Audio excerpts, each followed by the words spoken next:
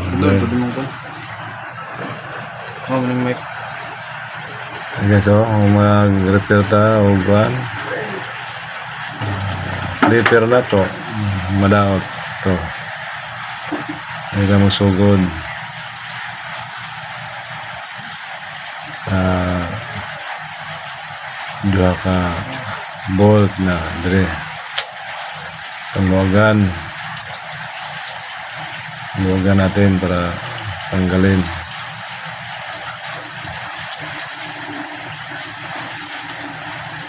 Yan. Yan lang sa dalawang bolt na yan. Tanggalin. Lapag, tapos ito tanggalin din. Sabay sa gilid guys, yung adjuster niya kailangan din luwagan din para makuha natin yung spring ng maayos, para pag tanggal madali lang hanggang sa tanggalin mo yung lagayan ng blade. Yan.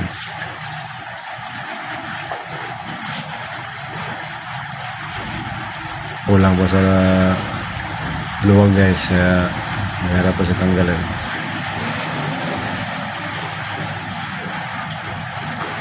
Ganyan lang ang gagawin natin pag masisira yung clipper natin.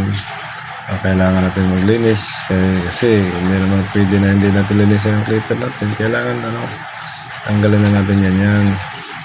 Tapos yung spring na iwan pa sa loob, dudukutin ko pa.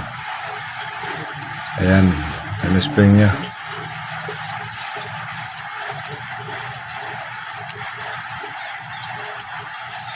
Tapos linisan natin. Wala na ko ibang ginawang basahan dahil ito yung pamunas ko na, labahan na rin. Kaya yan na, matik na basta malinis lang ang loob.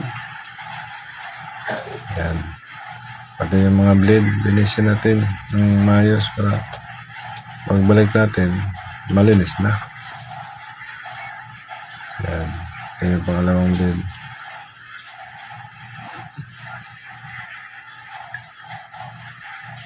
Tapos yung plastic nya, dadala ng blade, spring, kailangan din linisin. Bukpan lang tayo ng basahan guys, try natin panlinis. Ito na bolt, kailangan din linisin pa rin para pagbalik mas maayos. Ito guys, pagkabit niya, may butas man yan dyan, kabit mo lang dyan, tingnan mo kung baliktad o hindi. Ito baliktad dyan, ganyan. Sa kabila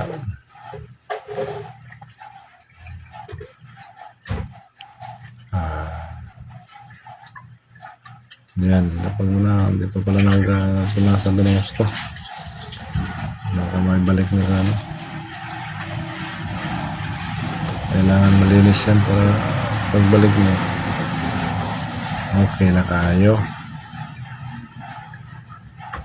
Guys, butang na mo spring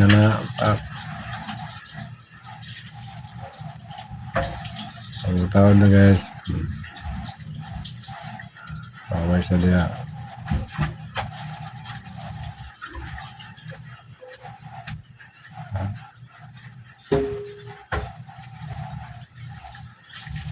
Butang sa kadali at tanggalan ng kuwan. Saka adjuster niya tanggalan po. Ma-adjustan mo maayo, masud ang spring lisod mo na sud ang spring kasi hindi na mo natanggalan. Limpihan.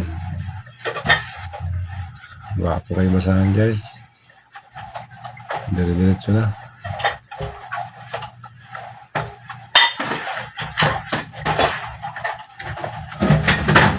Guys, para mo na matanggal mo sa kailangan sigurado yun na pagbutang mo sa spring para hindi na siya matikwas. Ayan guys. Ayan na, okay na. Ayan o. Kabit mo yan, pasok mo yan dyan sa gilid.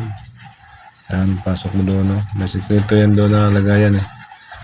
Ay, kabit mo lang doon para kakapit siya. Maganda yung pagkabalik niya. Hindi ka mali. Pagka hindi yan nakabit guys, ang pinakasikreto yan talaga. Hindi mo nakabit ng maayos yan guys, hindi maayos yan, masisira tuloy yung imbis na ayusin, nasira na tuloy. Kaya nung pinag-aralan doon na tanggalin nung hindi na bumalik. Yan, ako inayos ko yan. Balik mo na yan, baka ganyan.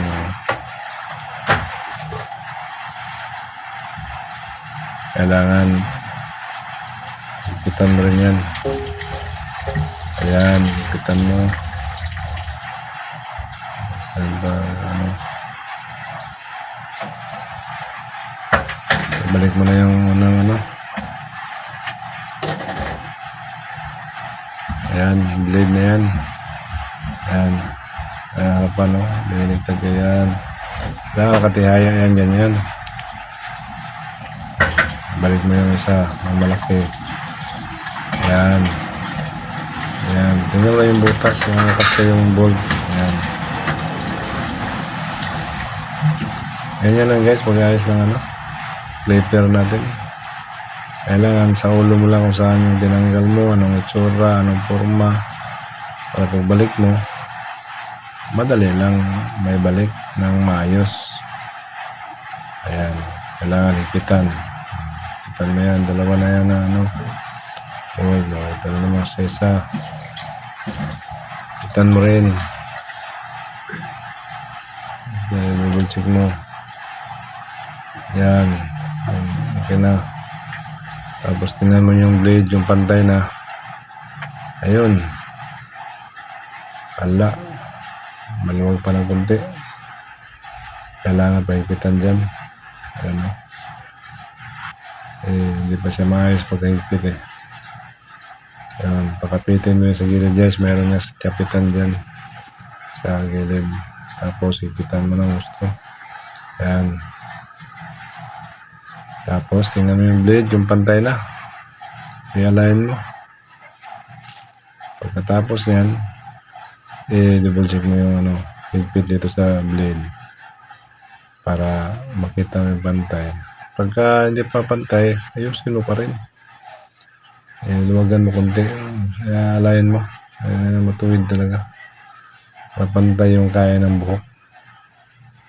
Ayan. Hipitan mo ganyan. Tapos pwede na yan. Final na higpit. Kung maayos na, matuwid talaga. Ayusin mo talaga pagsipat. Ayan. Ayan na guys. Higpitan mo ng todo. Tapos adjust mo. Testing mo. Ayan. Mandar na. Thank you.